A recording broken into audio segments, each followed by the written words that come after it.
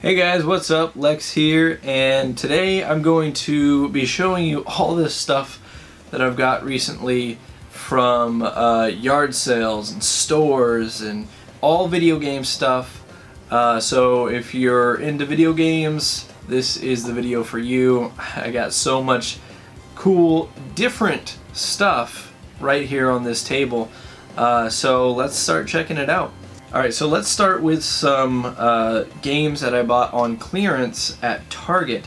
So Target puts games on clearance all the time, but they usually have a time of the year where they put more games on clearance than any other time of the year, and this happens to be kind of that year where they're kind of gearing up for their summer releases and everything else. So what I did was I went to a Target while I was in the Bay Area for GDC, and I looked around and I found these. So this is Rayman Origins for 3DS there, and I paid $6.26 on clearance for this. It's as is, but it's still in the shrink wrap. I tried to look around to see why that might have been. Usually as is means the thing is probably broken or someone has complained before and returned it, so you really don't want it. But I found that probably the reason this was as is, and this happens all the time. I used to work retail, so I heard about this happening and saw it happen all the time. So there's a little cut right here in the plastic. You can't really see it, but it's there. It's right in the middle. And sometimes stores will get worried that someone slit this open and stole the game, so they're, you know, like, oh, let's just sell it for a very cheap price as is, and if the game's not in there, oh well, too bad. So let's go ahead and open it up right now and see. So you can see a little flap right here. Let's just see if this game is actually in here, because I'm actually pretty curious now.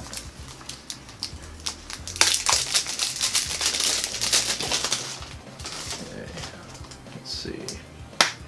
Yep, game's in there. Everything's good. I know that light's pretty bright, but game's in there. All the info, the instruction manuals, and all that good stuff in there. So Rayman Origins for $6.26. Not bad. Now the other game that I got at that same Target was a Wii game, and I have been, let me put this phone away. I've been known to say that I'm not a big fan of the Wii. I really don't like the Wii. Now, I'm not knocking every single Wii game, because I have played Wii games before that I liked. I just don't like the gimmick of the motion controls. Not only that, but I had to work at GameStop when the Wii was really popular, and I had to sell all of that stuff and deal with all that stuff. And it's just not great memories for me with the Wii. A lot of shovelware, a lot of people who just didn't know what they were buying. The publishers and the developers for some of those Wii games really took a lot of people for their money on those games. It's a really sore spot with me, but this is a Nintendo published game. It's Metroid Other M. Now, I know there's a bit of controversy between about this between I guess Metroid fans. I like 2D Metroid. I don't like Metroid Prime at all. I can't get into it at all. So this is kind of in the middle of those. It's kind of a 2D side scroller, but it shifts into 3D. From what I'm to understand. I never played this game. I always liked this art, this cover art, when I was working at GameStop. I don't know, I just thought it looked cool. And Other M is an interesting name for sure. But anyway, I can play this on my Wii U. I don't have a Wii, but I can play it on my Wii U, which is cool. And yeah, Metroid Other M. We'll see how it is. I paid $4.91 for this game. Yeah. Pretty cool. You know, let's go ahead and open it right now while we're here and just make sure this game is here. I'm sure it is. This is completely sealed. This was not sold as is, so it should be in here. That would suck if it wasn't, but I highly doubt that. It says repackaged, but it looks like the same shrink wrap as the manufacturer, so yeah, everything's in there. Metroid Prime, let's get the box out of the way there. Or Metroid Prime, Metroid Other M, sorry. Yeah, disc is in perfect shape. So again, under $5 for Metroid Other M. I know you can get this at GameStop used for like $10 or something like that. I know a lot of people don't like it, but I think this is a game that I might enjoy actually. I'm going to try it for sure. And finally for our clearance games, I got Godzilla for the PlayStation 4, and I got this for basically $6. It was like $5.98 or something like that. Game's not in there right now because it's in the PlayStation. I'm actually reviewing it, so I don't know when the review will come out as opposed to this video, but yeah, I just thought, why not? $6 for a PlayStation 4 game. It actually trades in for like double at GameStop. So I figured, why not grab it, and worst case scenario, I don't like it, I'll trade it in towards a game that I probably will like. So those are all the clearance games, I believe. Let's get to this, because it's right here, it's kind of in the way. I bought a Famicom. So a Famicom, if you didn't know, and I'm sure most of you do, is an NES in Japan. Famicom came out in 1983. It's got, I think, over 1,000 games for it, something like that, and a lot of games that did not come here to North America, so really cool that I got this. There are ways to play Famicom games without a Famicom system, and probably a lot easier ways as well. So here's the Famicom that it came with. I'm gonna actually put this aside right now because this came as a separate deal. I got this Famicom right here also. So 2 Famicoms. Lex, why would you buy 2 Famicoms? Well, I bought this one first. It comes with Super Mario Bros. You can see there. Take a look at the Famicom carts there. They're really cool. They're about half the size of an NES cart. They're colored. I like the artwork better on them. They're just cool to collect. The sucky thing is that they don't have end labels on them, so that's one thing. Famicoms come with 2 controllers hardwired into the system. You cannot take these out without actually opening up the system and, you know, doing all that kind of stuff. The controllers, very cool. Very much like an NES controller, a little bit different though. This one actually has, the second player has a microphone, and I'll go over these systems in a different video, kind of show them off better there. But yeah, Famicom system. So why did I buy 2 Famicom systems then? Well, after I bought this first one for, I think like $70 I saw this listing here, which was a boxed Famicom with a bunch of Super Famicom games, and it was a US seller. Both of these were US sellers. I bought both of them on eBay, and yeah, so I paid $70 for this one with all the games and the box. They said that the system was as is, so I tested it, and there's something interesting here. Now, the Famicom was made with an RF adapter. There's no AV output for this system. However, the second system I got with the box and the games has AV output. So, how can that be? Well, I looked it up, and apparently the only way you could get AV output with a Famicom is if you bought one of their other systems, like the Model 101, like we have with the NES top loader. This apparently did not come with AV outputs at all, at least not that I can find. So this must be a modded system, and the system works, but it doesn't work great. The sound on it is low, very, very low. I turned my TV up to 100 and I could barely hear the thing. And not only that, but you know, the picture's slightly better on the RF Famicom, which is kind of crazy. And not only that, but the eject button doesn't kind of work, and if you can see the controllers, they don't have that overlay on them. Someone peeled them off for some reason. So obviously this Famicom system is, oh, it's got some tape on it too for some reason. I don't know. This was opened up and modded and kind of thrashed around, so this one isn't in great shape either. Grape shape. This one isn't in great shape. I said it again. God dang it. This one isn't in great shape either. I'm planning on doing a video to whiten the top of this plastic here. It's really yellowed, and just try to spruce it up a bit. It's got a kind of a chip out of the front here. So I'll definitely be looking to upgrade my Famicom later on to a better looking system. But for right now, I just wanted a Famicom so I could buy the games and play them. Because I really want to collect the games. The games they look awesome.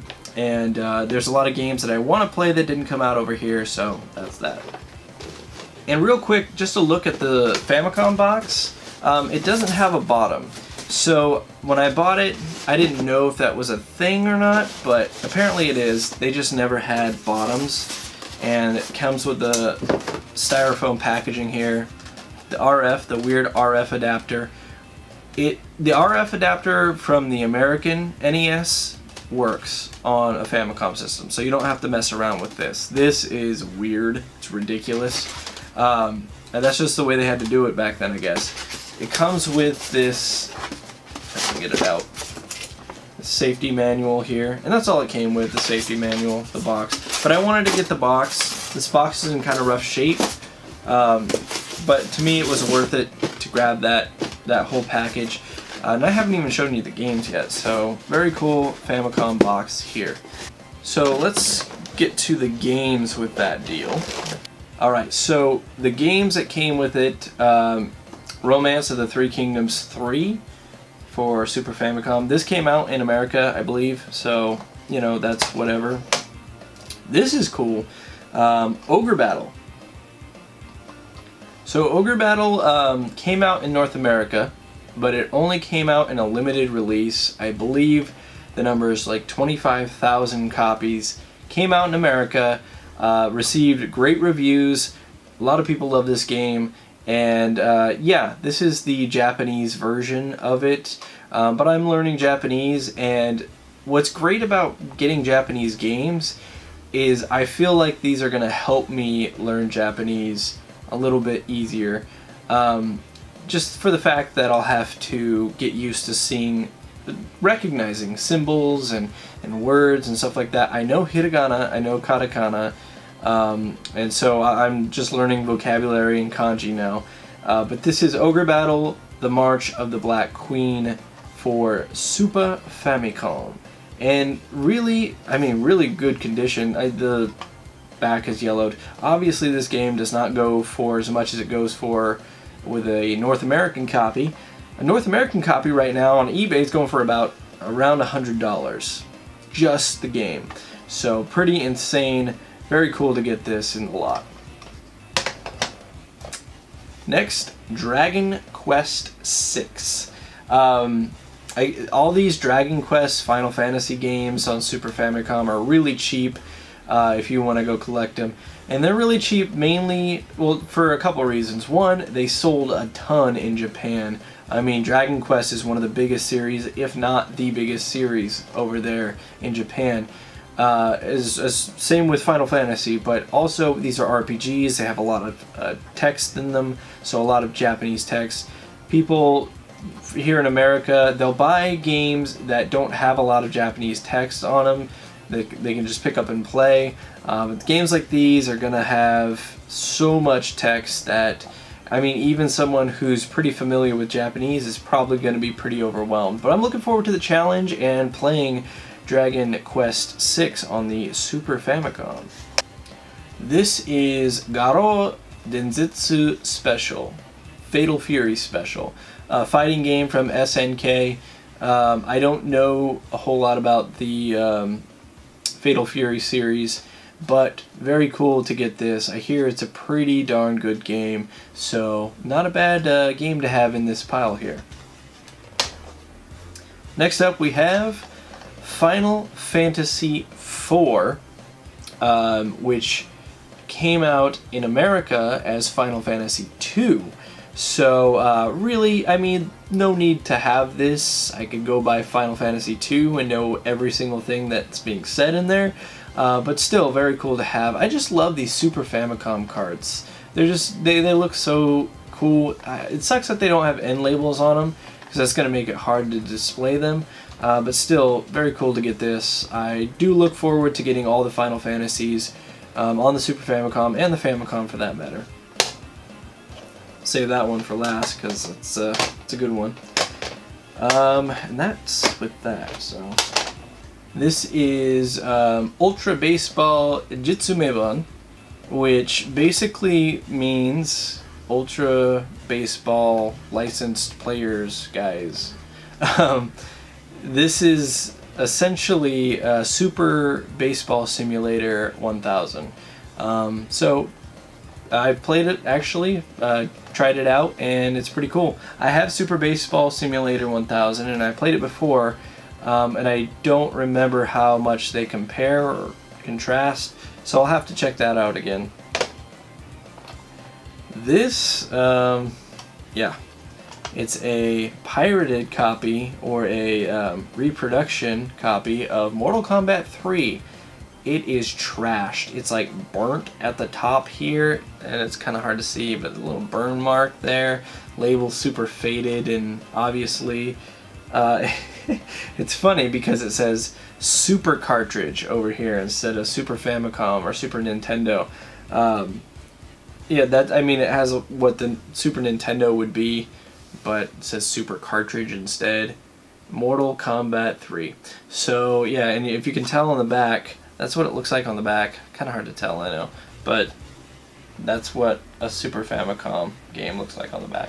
So yeah, just whatever. I'll check out the board and everything, see how it looks, but whatever, it was in there.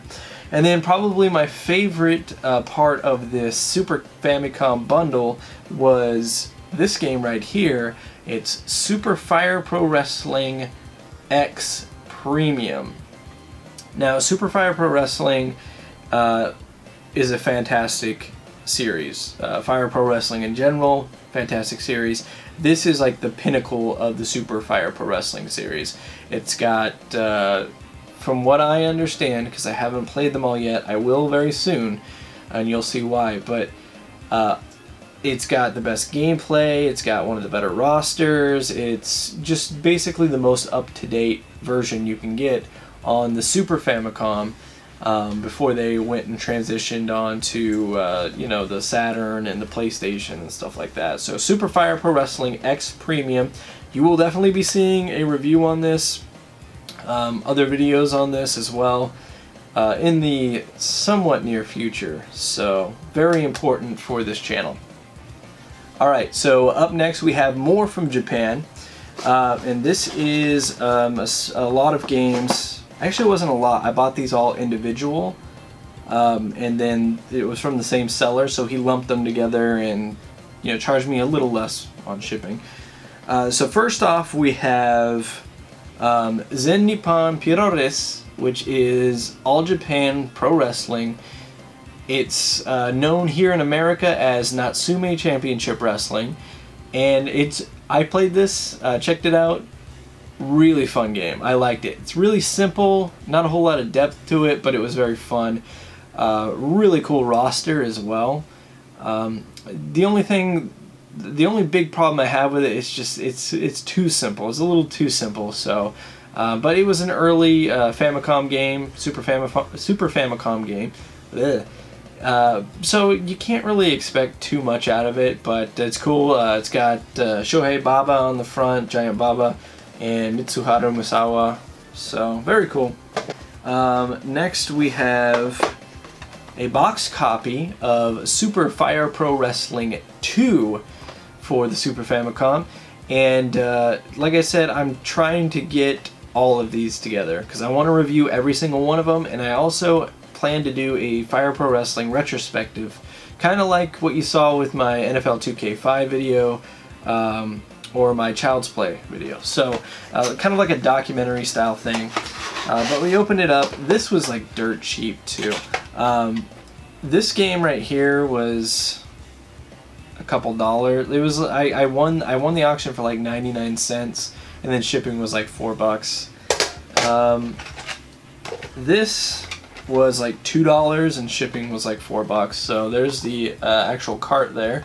It's in really good condition. All the plastic in here is in really good shape. And then of course the instruction manual here, which is really cool because it's got, maybe I'll get a close-up of this here, but let me see if I can show you here. It's actually got the roster in here. I love these boxes. You take a look. They're like VCR boxes. They're long. They probably won't display all that well. Better than Super Nintendo boxes though. Alright, and then finally, same deal with this. I won it for like $2 and shipping was cheap on it too, relatively speaking, considering I got it from Japan. Fire Pro Wrestling All-Star Dream Slam for the Super Famicom. Now this is Fire Pro Wrestling, but with women, or as they're called in Japan, Joshi. This is kind of cool because it's kind of like a specialty game. Got it for cheap, complete in box. I want to get all these complete in box. There you see, there's Aja Kong on the front there with the pretty perfect label. There might be a little something. I can't tell if that's the picture. Yeah, I think that's just the picture. Great shape. Again, manual, all in color, of course, with actual roster pictures. Not as cool as the Super Fire Pro 2 manual, but still really cool. So one other thing that I got from the same seller in Japan was a Super Famicom complete in the box for, I think I paid about 70 for it, 70 or 80 for it, which is not too bad to get a Super Famicom in the box. But unfortunately I got a message a couple days ago saying that the package had been turned away by customs because it was so heavy that they considered it to be 2 packages, so he had to pay the post on 2 packages instead, which I got free shipping on it, so I'm okay with that. And he contacted me to apologize and everything like that, so I'm gonna have to wait a few more months, but such is life when you're importing from Japan, I guess. Always, if you can, try to find a US seller, but for a lot of this stuff you're just not going to be able to find one. Alright, so a few other things that I got. These were from Amazon. This is a HD video converter. So this will allow me to plug in older systems into my Elgato device and play older games, capture footage, and review older games, which I'm really excited for because all this Famicom stuff, plus I've got NES, Super Nintendo, just so many games that I could review. So that's pretty cool. And then this, to accompany it, is a splitter so that I can play on the TV without any delay from the capture device. And those were just a couple bucks online. I'll do a whole video on using the Elgato to stream, maybe not stream, I don't know, but to definitely record footage for those who are interested. So this last lot here is something I got at a yard sale. Facebook has a page for my local town that is kind of like a yard sale page or a trade page or whatever it may be. People post, hey, I got this for sale, or hey, I'm looking for this, or they say, hey, we're having a yard sale. And someone posted a couple weeks back in the afternoon that they were having a yard sale and it was going to a certain point, and they had been out there for a while and they had listed games. So I was like, I kind of don't want to go outside, but at the same time, you know, these games are getting really tough to find these days because everybody's collecting now.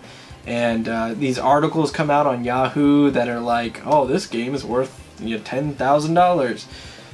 Most games are not worth $10,000. Not even some games are worth $10,000. I mean, it has to be really rare, great condition, and all that. Anyway, I'm going on a rant.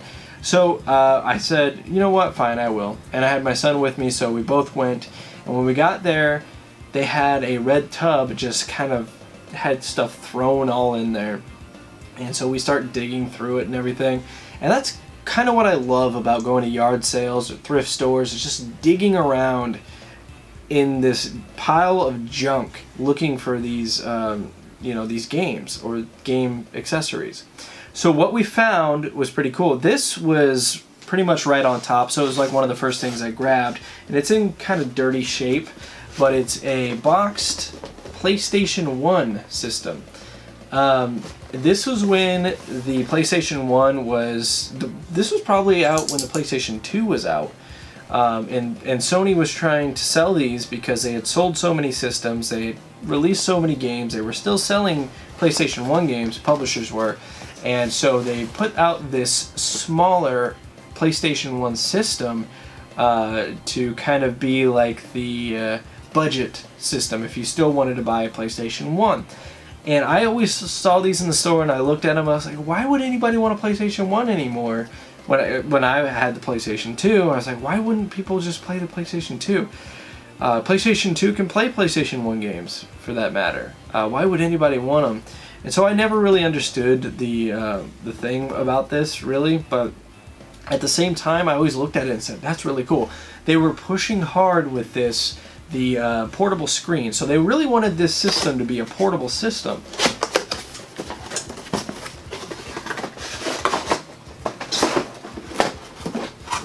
So open it up here. There you see it. If you've never seen one of these before, I don't think they're that rare or anything like that. You can probably get a box system for about 40-50 bucks on eBay. But yeah, it's just cool. It looks cool. It looks a lot cool to me than the PlayStation 1 that I had, the big box one. Opens up, of course. This one has a little bit of trouble closing. I don't know why, but yeah. So that's that. I mean, this is a PlayStation 1. It's so small. It looks like a router. And then the PlayStation 1 DualShock controller, which I love actually. And this is in great shape too. The PlayStation 1 DualShock controller. It just, I don't know. I love, this is, because it's not white, but it's like off-white. There's a hint of gray in there. And with the dark gray, I don't know. It looks cool. Really cool. So if I ever play PlayStation, this is probably what I'll play. I don't know, I might want to display this actually. Like I said, the box is in pretty rough shape. I mean, it's got some dents and dings and got some dirt on it and stuff like that, but still, box, not bad. And by the way, I got all this for 20 bucks. So go to yard sales because that's where you get the good deals. Alright, also, sticking with PlayStation, some PlayStation 2 controllers, which is cool because I desperately needed PlayStation 2 controllers. I have been using a Mad Catz PlayStation 2 controller, and let me tell you, there weren't many things as a kid that really upset me, but one was having to use a Mad Catz controller for PlayStation 2, because they were just awful. And my parents always thought, you know, it's a controller. Controller's a controller. You use it, has the same buttons, everything else. No, I will never buy my son a off-brand controller. An off-brand controller if that's the only controller he's going to use. Because I know how frustrating it is using one of those Mad Catz controllers. Now I will say that Mad Catz is not the same company they used to be. They make better products these days, but back then, boy, those were some really bad products. Alright, so, oh, what else we got here? We got some Wii stuff. They had some Wii controllers in there. a pink one and a white one, which is also awesome because I needed Nintendo brand Wii remotes. And so I'd been looking for them for a while, and I almost spent... Wii U Party was on clearance at Target, the same Target that I got the Metroid Other M and the Rayman Origins, and I passed because it was like $25, and all I really needed was the remote and everything. So I passed, and then I kind of regretted passing because I was like, I really needed one of those remote controls, and luckily I found this, and paying $20 for all this that's in this box, I only ended up paying, I guess you would divide it down and break it down to a couple dollars for them, so that's cool. A nunchuck as well, which I needed. Now I have two of these. I actually bought a nunchuck on clearance at Target for $3. Yeah, $3. So that was cool. Alright, we got some more controllers here. In this box, she just had thrown in there 2 DualShock 3 controllers. A red one and a black one. Okay, I'll take it. Whatever you say. Alright, what else we got? Okay, we got some games here. So we got Star Ocean International, Star Ocean The Last Hope International. I'm not familiar with Star Ocean at all, but I do look forward to playing this and kind of getting a little bit familiar with the series, so that's cool. It has the game, no manual. Let's save that. Well, I can show it. Yeah. So this is Silent Hill 2 for the PlayStation 2. Has the disc and the manual. Disc is in okay shape, some scratches, but nothing too deep. Should play, no problem. Then we have Kingdom Hearts 2. There you go, manual and game. So pretty cool, and a receipt as well. Oh wow! This receipt is actually from the GameStop store that I worked at, Red Bluff. Oh no, it wasn't. I'd worked there before, but not many times. But it's someone I know. The name is familiar, so someone who was a coworker at one point. But yeah, this was purchased on September 18th of 2009 for $15. Cool. I always like finding these receipts in there. It's kind of like a time capsule thing. Sometimes I keep receipts in my games too and don't remember, and it's like, oh yeah, I bought this at GameStop in 07 for this much. And then we have Kingdom Hearts 1. This does not have a game in it though, and I knew that before I bought it, but I wanted to just have the case and the I don't think this isn't the original case.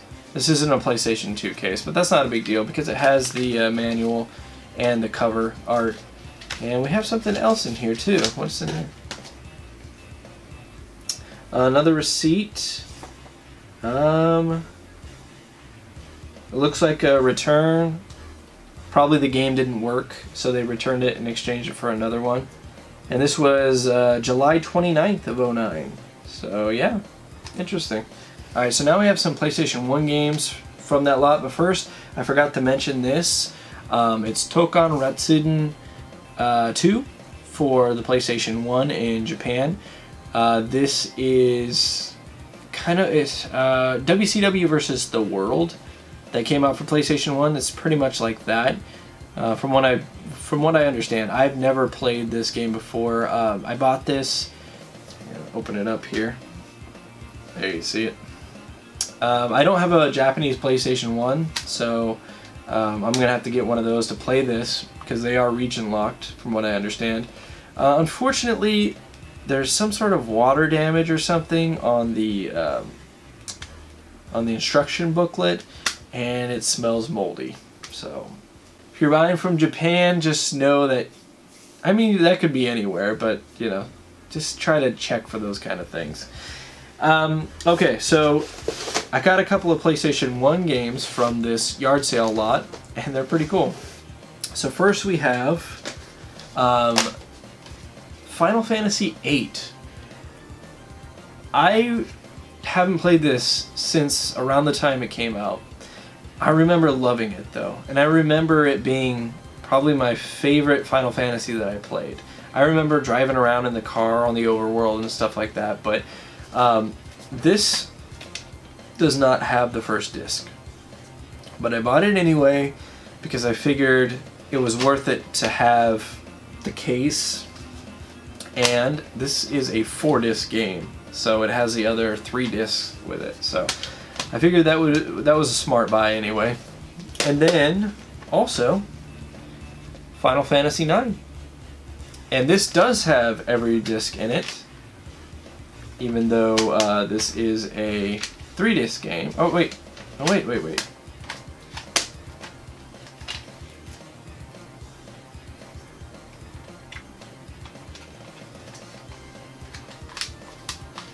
Okay.